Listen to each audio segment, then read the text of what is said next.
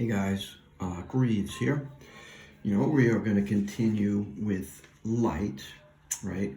And we're going to continue looking at what happens to the wave, or I should say the ray of light, when it goes from one medium to another. So recapping again, right? When light hits a surface, it reflects, it transmits, and it gets absorbed. So we're going to continue just to look at the reflected, I should say, no, that's not true. We're going to continue looking at the transmitted wave, right? So to figure out what's happening, we have to kind of draw ourselves a light ray coming in, right? So now, right, don't forget, right, always a light ray, right, is going to be referenced from our normal. And let's remember what the normal is. A normal is a line which is perpendicular to the surface, right? So it's an imaginary line, right? It doesn't really exist. It's just a line which is perpendicular, right? Imaginary line.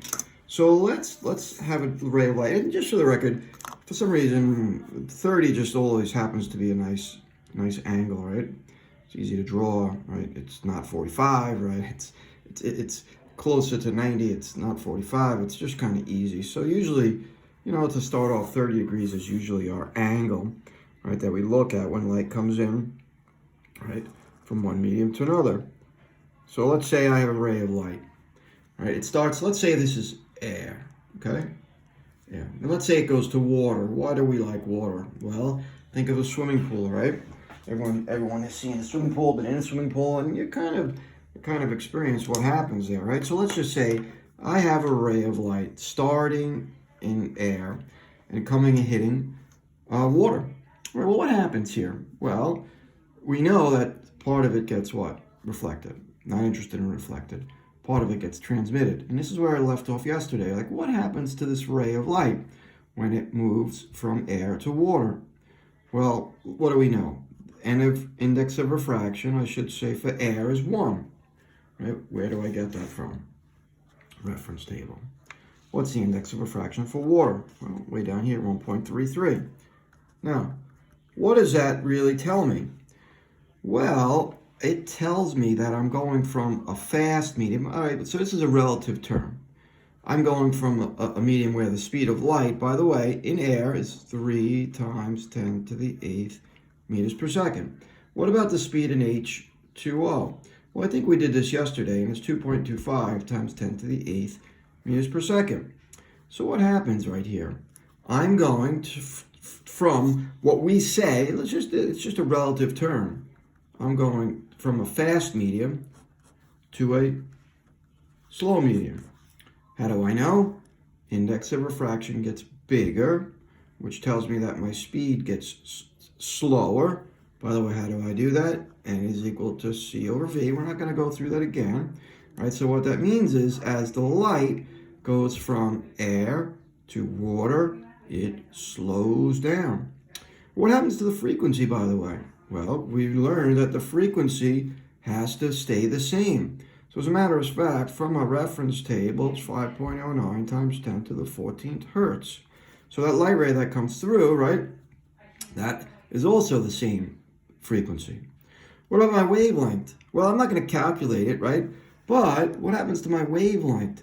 Here's my equation. Velocity is equal to frequency times wavelength. There's my general equation for the wave, right? So as I go from the fast medium to the slow medium, right, my wavelength has to get shorter. So my wavelength here, right, we would say this wavelength is long, and this wavelength here is what? Is that right? So this gets slower. This has to get shorter, right? Short, right? Okay, so just a couple of things there. Now, the question is, I want to know what happens to this ray of light when it goes from air to water. All right, I asked you to kind of take an educated guess. Well, what happens?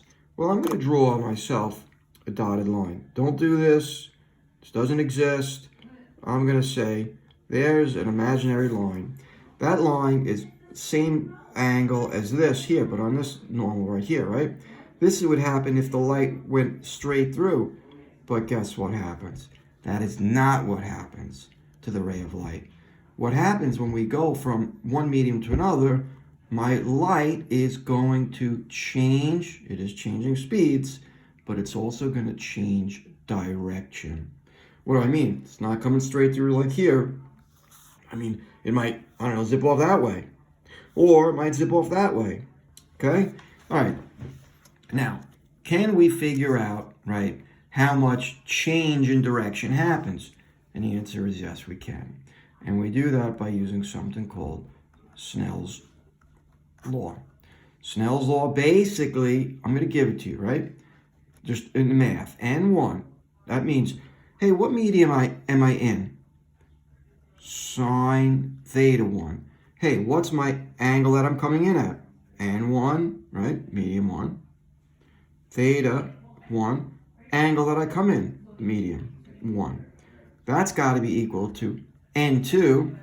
Hey, what medium am I going into? And that's going to give me, so let me just say it again. N1 sine theta 1 equals N2 sine theta 2. So what does this kind of mean in English? I'm coming in at some material, at some angle. I go into another material, I must come in at this angle here. And we say that N1 sine theta 1 is equal to N2 sine theta 2. Okay?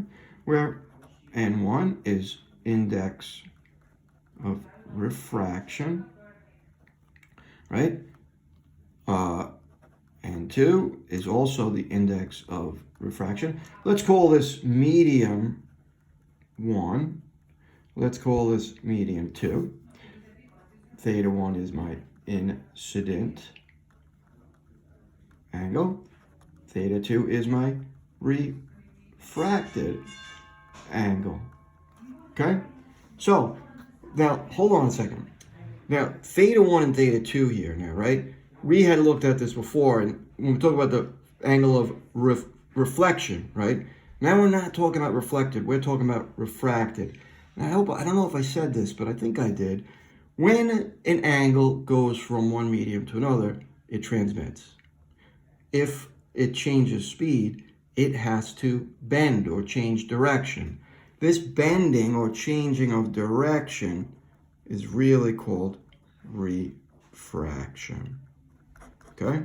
That is what we call it when the angle, the ray of light, comes and changes direction. It refracts. Okay? So now I'm trying to figure out, or I should say, we're trying to figure out what's the angle that we refract at, right? So I said N1 sine theta 1 is equal to N2 sine theta 2.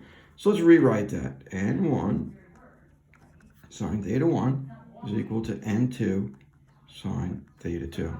So all I'm going to do now is pick my information from what we did before. So what medium am I in? I'm in air, and that has an index of refraction of 1. What angle am I coming in at? 30 degrees. What material am I going to? Well, water, 33, and that's going to tell me, right, what angle. All right, so let's just do a little bit of math. Okay? So my math tells me, right, that this is going to be sine of 30, right? By the way, hold on, guys. I actually forgot my calculator, so I'm going to put you on pause for a second, and we're going to have to do 2 videos, right? So I'm going to pause this for a second.